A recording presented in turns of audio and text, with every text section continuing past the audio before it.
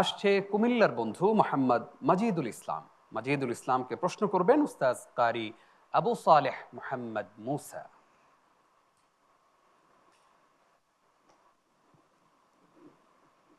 আসসালামু আলাইকুম ওরহমতুল্লাহি ওবরাকাতুহ। ওয়ালাইকুম আসসালাম ওরহমতুল্লাহি ওয়া কেমন আছো তুমি? আলহামদুলিল্লাহ। তোমার জন্য প্রশ্ন হচ্ছে, আউযু বিল্লাহি মিনাশ শাইতানির রাজীম, বিসমিল্লাহির রহমানির রহিম, وقل للمؤمنات يغضضن من أبصارهن ويحفظن فروجهن. أعوذ بالله من الشيطان الرجيم. بسم الله الرحمن الرحيم.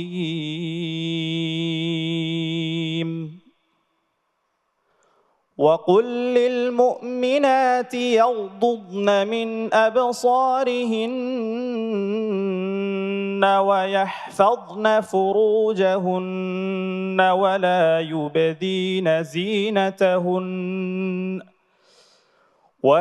يبدين زينتهن إلا ما ظهر منها وليضربن بخمرهن على جيوبهن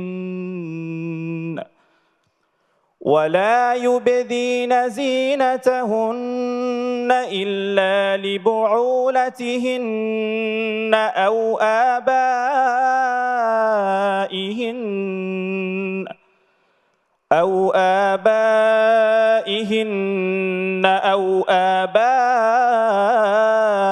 بعولتهن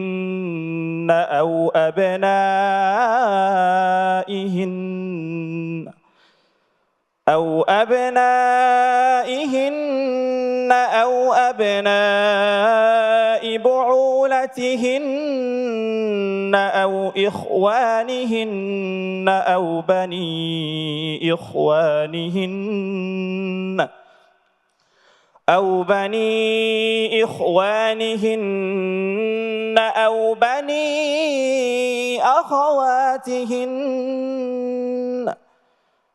بني أخواتهن أو نسائهن أو ما ملكت أيمانهن أو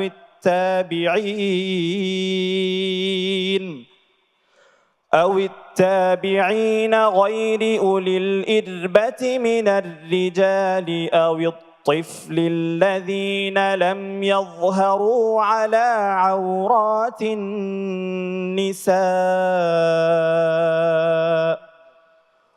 ولا يضربن بأرجلهن ليعلم ما يخفين من زينتهن وتوبوا إلى الله جميعا أيها المؤمنون لعلكم تفلحون وأنكحوا الأيام حسبك صدق الله العظيم. صدق الله العظيم.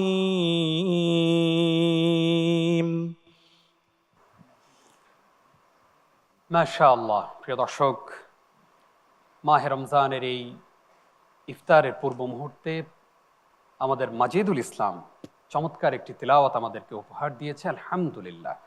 আমরা এবার তার তিলাওয়াত সম্পর্কে মন্তব্য শুনতে চাইব প্রশ্নকারী উস্তাজ হাফেজ কারি আবু সালেহ মোহাম্মদ মুসা হাফিজাহুল্লাহর কাছ থেকে। মাশাআল্লাহ, মাজিদুল ইসলাম সুন্দর পড়েছো, খুবই সুন্দর হয়েছে। একটু মুলাহাজা তোমার জন্য, যখন নুন মিমে ওয়াকফ করা হয়, ওয়াকফের শেষ অক্ষর নুন অথবা মিম হয় আর মুশাদ্দাদ বা তাজদিদ যুক্ত হয়, এখানে ওয়াকফ করলে গুন্না করলে এটা আদায় হয়ে যায়। এটা কলকলার মতো করে আর আদায় করার প্রয়োজন নেই।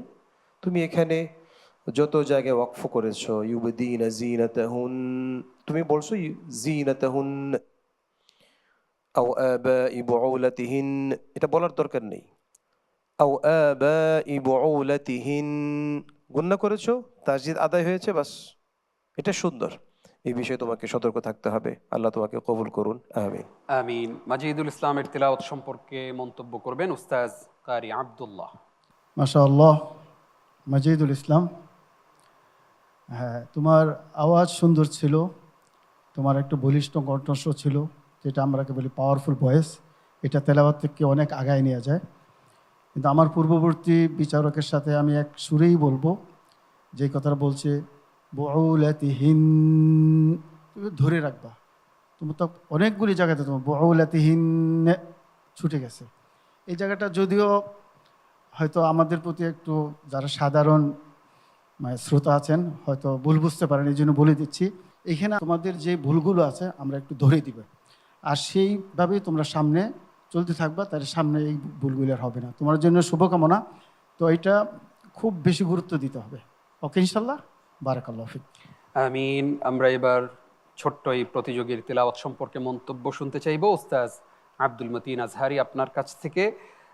মন্তব্যের পাশাপাশি ছোট্ট করে একটু বলবেন যে আজকে আমাদের এই প্রতিযোগী যেই আয়াতগুলো তিলাওয়াত করলো, এখানে আসলে আল্লাহ তাআলা কি বলেছেন? বিসমিল্লাহ, মাশাআল্লাহ। প্রতিযোগী মাজিদুল ইসলাম সুন্দর তিলাওয়াত করেছে। তার তিলাওয়াতের প্রশংসা আমাদের মাননীয় বিচারকগণ করেছেন। আমরা সবাই অভিভূত এবং আমরা আশাবাদী তার ব্যাপারে। সে দরাজ কণ্ঠে তিলাওয়াত করেছে।